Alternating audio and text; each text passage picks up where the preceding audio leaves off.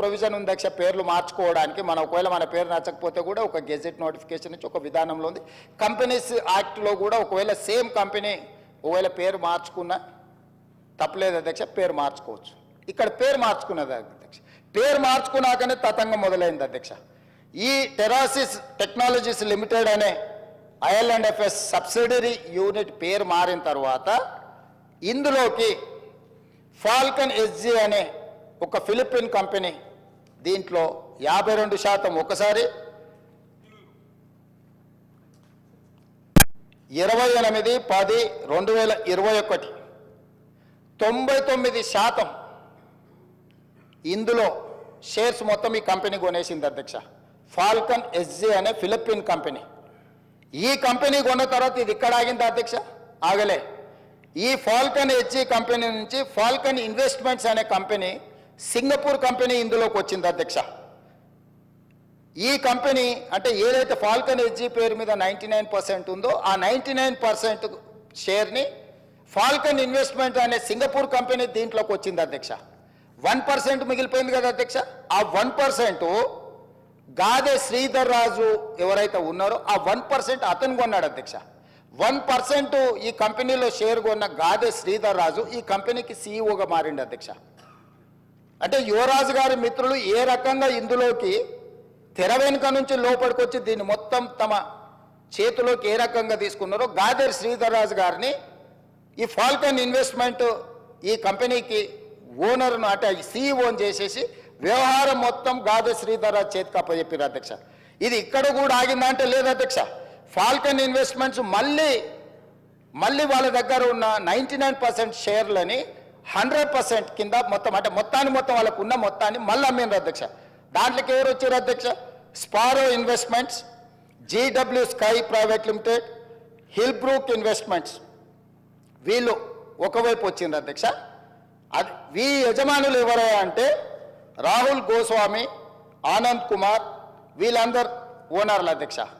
ఈ 3 కంపెనీల నుంచి మళ్ళీ హిల్బ్రూక్ ఇన్వెస్ట్మెంట్స్ నుంచి కొనుక్కున్న కంపెనీ గేట్వే ఫండ్ LP అనే ఇంకొక సంస్థ వచ్చింది అధ్యక్ష దాంట్లో నుంచి మళ్ళీ స్పారో ఇన్వెస్ట్మెంట్స్ నుంచి కొనుక్కున్న దాంట్లో గేట్వే ఫండ్ 2 LLP ఇందులోకి వచ్చారు అధ్యక్ష.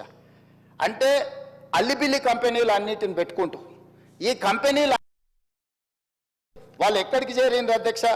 ఈ గేట్వే ఫండ్ 2 LLP కానీ LP కానీ గేట్వే ఈ లొకేషన్స్ ఇవన్నీ ఒక కంపెనీ రాహుల్ గోస్వామి అండ్ ఆనంద్ కుమార్ అనే కంపెనీ కేమెన్ ఐలాండ్స్ అధ్యక్ష.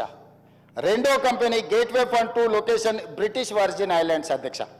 ఈ కంపెనీల గురించి మీకు చెప్పాలంటే అధ్యక్ష, ఏదైనా ఈ ప్రపంచంలో ఆర్థిక నేరాలు చేయడానికి ట్యాక్స్ హెవెన్ కంట్రీస్ అంటారు అధ్యక్ష. ప్రపంచంలో ఏ దేశంలో అయినా ఏ ప్రాంతంలో అయినా ఆర్థిక నేరాలకు పాల్పడే కంపెనీలు ఆ దేశానికి ఎట్లా ఫుల్ ప్రూఫ్ ఉంటుంది అధ్యక్ష? ఆ దేశంలోకి పోయి నువ్వు ఏ దేశంలో ఏ నేరం చేసినా ఆ దేశంతో ఎలాంటి ఒప్పందాలు ఉండవు అధ్యక్ష. అతన్ని పట్టించరు, ఆ కంపెనీ వివరాలు చెప్పరు, దానికి ఏం సంబంధించింది ఏం చెప్పరు అధ్యక్ష. అదేవిధంగా ఇందులోకి గాదే శ్రీధర్ రాజు గారు రిలేటెడ్ కంపెనీలు పారాడిమ్ ఇన్నోవేషన్స్ LLC, అదేవిధంగా క్వాంటెల్లా INC ఈ 2 అమెరికా కంపెనీలు వచ్చినాయి అధ్యక్ష. సో ఎక్కడైతే టెరాసిస్ టెక్నాలజీస్ లిమిటెడ్లో బయలుదేరిన మన స్టేట్ అగ్రిమెంటు ఫిలిపిన్ దేశానికి పోయింది, ఫిలిపిన్ దేశాన్ని నుంచి సింగపూర్ దేశానికి పోయింది, సింగపూర్ దేశాన్ని నుంచి మళ్ళీ కేమెన్ ఐలాండ్స్కి పోయింది, తర్వాత వర్జిన్ ఐలాండ్స్కి పోయింది, తర్వాత అమెరికా దేశంలో ఉండే 2 కంపెనీలు. చివరికి ఈ కంపెనీలు ఈ సంస్థలను నిర్వహించే వాళ్ళు ఈ కేమెన్ ఐలాండ్స్లో వర్జిన్ ఐలాండ్స్లో తేలింది అధ్యక్ష. ఈ 2 దేశాలు ఎట్లాంటివి అంటే ప్రపంచంలో ఏ ఆర్థిక నేరం జరిగినా ఆ ఆర్థిక మూలాలు పనామా లీక్స్ కానీ లేకపోతే మీరు ఈ ప్రపంచంలో జరిగిన ఏ పెద్ద ఆర్థిక నేరాన్ని ఎత్తికినా ఆ సంబంధించిన కంపెనీలు ఈ 2 దేశాలలో ఉంటాయి అధ్యక్ష. ఆ దేశాలలో ఉన్న కంపెనీలు ఈరోజు ఈ టెరాసిస్ ఏదైతే ఈ ధరణి ఏదైతే ఉందో ఈ ధరణి మొత్తం ఆ దేశానికి వెళ్ళిపోయింది అధ్యక్ష. ఎవరో దాని ఓనర్లు అంటే అధ్యక్ష ఫాల్కన్ ఇన్వెస్ట్మెంట్ ప్రైవేట్ లిమిటెడ్లో ఉన్న ఓనరు ఏదైతే ఈ సింగపూర్ బేస్డ్ కంపెనీ ఉందో రాహుల్ గోస్వామి, ఈయన సింగపూర్ సిటిజన్, ఆనంద్ కుమార్ ఈయన సింగపూర్ సిటిజన్. లతికాదేవి అమ్మ, daughter of Radhakrishna Pillai, Singapore citizen అధ్యక్ష. వీరితో పాటు అధ్యక్ష స్పారో ఇన్వెస్ట్మెంట్స్ ప్రైవేట్ లిమిటెడ్ అనే కంపెనీ కూడా, ఇది సింగపూర్ కంపెనీ అధ్యక్ష. స్పారో ఇన్వెస్ట్మెంట్ ఇది ఈ టోటల్ ఈ ఉండే కంపెనీలు అని కూడా ఇవి సింగపూర్ సంస్థలు అధ్యక్ష. అదేవిధంగా అధ్యక్ష జీడబ్ల్యూ స్కై ప్రైవేట్ లిమిటెడ్ అనే సంస్థ కూడా సింగపూర్ది అధ్యక్ష. జీడబ్ల్యూ సేమ్ వీళ్ళందరూ. తర్వాత పారాడిమ్ ఇన్నోవేషన్స్ ఎల్ఎల్సి అనేది అమెరికన్ కంపెనీ అధ్యక్ష.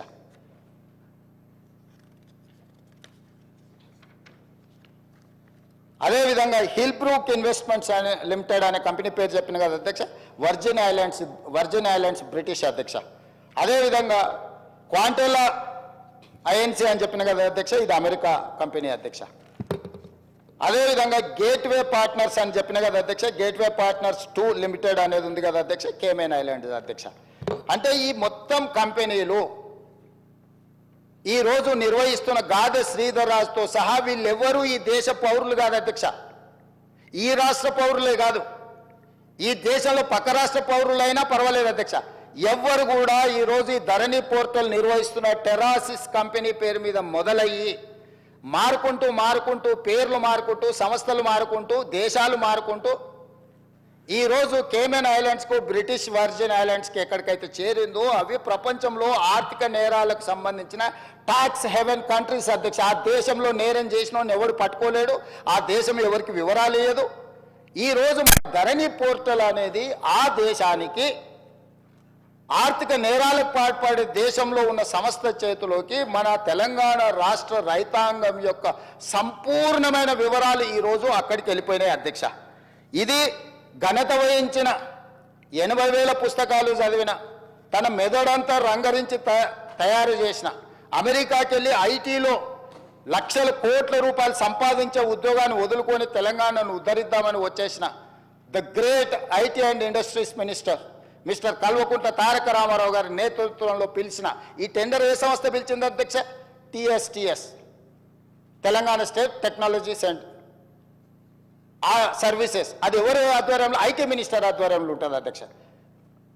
రెవెన్యూ డిపార్ట్మెంట్కు సంబంధించిన వ్యవస్థను నిర్వహించడానికి టెండర్ పిలవడానికి టీఎస్టీఎస్కి ఇస్తే టీఎస్టీఎస్ టెండర్ పిలిచి ఆ శాఖ మంత్రి కేటీఆర్ గారు ఈరోజు ఈ వీళ్ళందరూ ఇప్పుడు నేను చదివి వినిపించిన వాళ్ళు గాదె శ్రీధర్ రాజు, రాహుల్ గోస్వామి, ఆనంద్ కుమార్ ఇట్లాంటి విదేశీ పౌరులు విదేశీ సంస్థల చేతుల్లో ఉన్న కంపెనీలో ధరణి పోర్టల్ పెట్టడంతో పూర్తిగా భద్రంగా ఎవరికి తెలియకుండా ఇదొక కాంట్రాక్చువల్ అగ్రిమెంట్ అధ్యక్ష. రెవెన్యూ డిపార్ట్మెంట్కు భూ యజమాని అయిన నాకు మా ఇద్దరికి సంబంధించిన వ్యవహారం అధ్యక్ష. రెవెన్యూ డిపార్ట్మెంట్లో CCLA దగ్గర నా వివరాలు ఉండాలి. నాకు ఆ సంస్థ రెవెన్యూ శాఖకు మాత్రమే సంబంధం ఇది అధ్యక్ష.